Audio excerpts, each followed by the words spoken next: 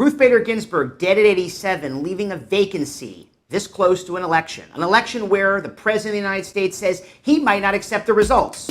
All of this coming up on this episode of The Dispatch.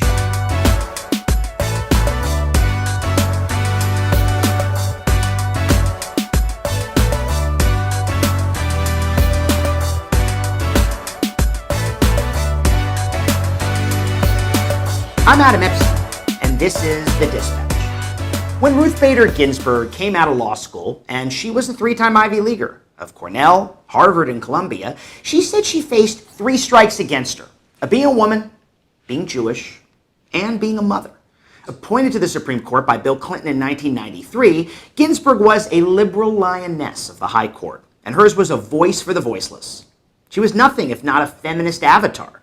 She made gender equity the center of her fight, though she was no less vigorous in her fight for the voting rights of African Americans, every bit as much as she forcefully advocated for the constitutional sanction for the rights of the LGBTQ community to marry and to love who they love. The death of RBG, as she was commonly called, and on Rosh Hashanah, the start of the Jewish New Year no less, makes the idea that, quote, the arc of the moral universe is long, but it bends toward justice, to use Dr. King's words, feel ever so delayed if thwarted. Yet, as America decides in less than 40 days whether it chooses democracy or a far darker path, RBG's passing feels ever more sacred in these troubled times. Ginsburg's life was a testament to womanhood, justice, and of course the more noble ideas of equal justice under the law, but most especially to the idea of America, an idea she labored assiduously and relentlessly to realize in its fullest form. Notably, though, she was often in dissent. Her voice was no less resonant, though, or binding because of it. RBG was long part of the court's left-leaning bloc, and though the court often tended toward a conservative tilt during her time, her voice, soft-spoken in real life, was no less diminished on the page as a jurist. For example, she kept a framed copy of the Lilly Ledbetter Fair Pay Act of 2009 on the wall of her court chambers. She counted that law among her proudest achievements, even though hers was a minority opinion. As part of the Supreme Court's four-member liberal wing, she did her most memorable work as a dissenter.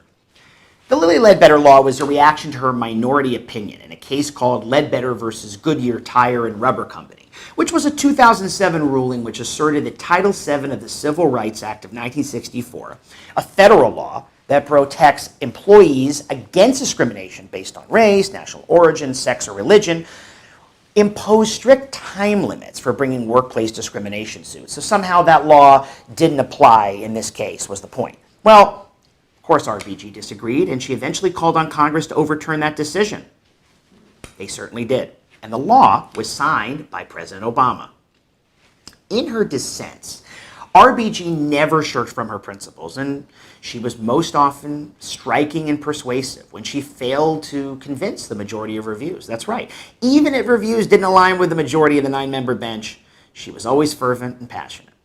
In 2013, in the case of Shelby County v. Holder, which we've talked about on this show, that was the Supreme Court ruling that struck down the heart of the Voting Rights Act of 1965, Ginsburg wrote that the majority had been short-sighted in saying that the law was no longer needed. Her now famous line, quote, "It is like throwing away your umbrella in a rainstorm," she wrote, quote, "because you are not getting wet." Indeed. And therein lies so much, not just about American jurisprudence, of which RBG was a faithful and pathfinding purveyor, but about America itself. With Trump set to have a third pick, that's right, the former host of The Celebrity Apprentice, the bargain basement despot, the con man, the liar, will have a third pick for the Supreme Court. We have to ask ourselves the big question: is this democracy?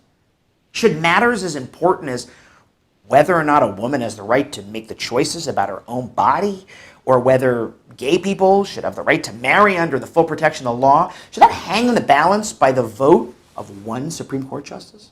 Well, far too many decisions have, affecting millions of people, where 9 justices, all of whom constitutionally have lifetime appointments, right? There'll be 6 now, should Trump have his latest pick confirmed, appointed by Republican presidents. 6.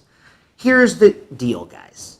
Let's get down to brass tacks. Since 1988, the Republican president or the Republican candidate for president, I should say, has won the popular vote once. That was George W. Bush in his re-election in 2004. That means the Republicans have not won the popular vote in 1992, in 1996, in the year 2000, the year 2008, 2016, where Hillary, of course, by almost 3 million votes, defeated Donald Trump, not in the Electoral College, of course, and Joe Biden, I think, is on track to maybe win 5 million votes. The Supreme Court represents a minority of the people. Donald Trump and his minions represent a minority of the people. You're not worried anymore in America, or you shouldn't be, about tyranny of the majority. You should be worried about tyranny of the minority. The Republican Party is a shrinking cult that doesn't represent more than 35 to 40% of this country, perhaps even less. They don't even exist as a political party. They exist as one big cesspool in faithful service to Donald Trump, who has said that he may not accept the results of the election. Let me say that again. The President of the United States is inciting violence. He's telling his protesters, don't accept the results if I lose. And he knows he's going to lose, hence the panic. Never in my lifetime, and probably in American history, has our very fragile 244-year-old experiment in self-government, the most successful the world has ever known, been faced with authoritarian language like this, with the threat of a democracy riven by chaos, hatred, lies, and false narratives. The President of the United States, folks, is saying that when he loses, he won't go willingly. He won't concede. I hope Joe Biden in the debate turns to him and says, sir, you're a tyrant, a thug. And America isn't one of your failed businesses. It belongs to us. And you are not going to take our democracy when you head out that door on January 20th, 2021. Make no mistake, the man's going to put someone on the court against the will of the majority. He's going to contest an election against the will of the majority. The question is, are you ready to vote, or are you ready to vote and fight? If your choice is number 2, you're on the right path. This is it. Gird your soul for not just a battle over who wins the election, whether it's the Democratic Party, the Republican Party, even Donald Trump or Joe Biden, but for the soul of a country that hangs precipitously and precariously in the balance for the most important election of our lifetime. Folks, it's we the people who decide if Trump stays, not him. Fuck him. And stand up. Use your voice. Because the majority of people want to end this long national nightmare to which we've been enveloped for almost 4 years. Guys, we can get unshackled very soon. I see a bright new dawn. That's not up to me and you, it's up to us. Say no to bullshit. Stand up for democracy. Make it yours. Don't despair, and never stop fighting. America is always just an idea waiting to be realized, and an idea that has to be fought for. Valiantly, relentlessly, and always. I'm Adam Epstein, and this is The Dispatch.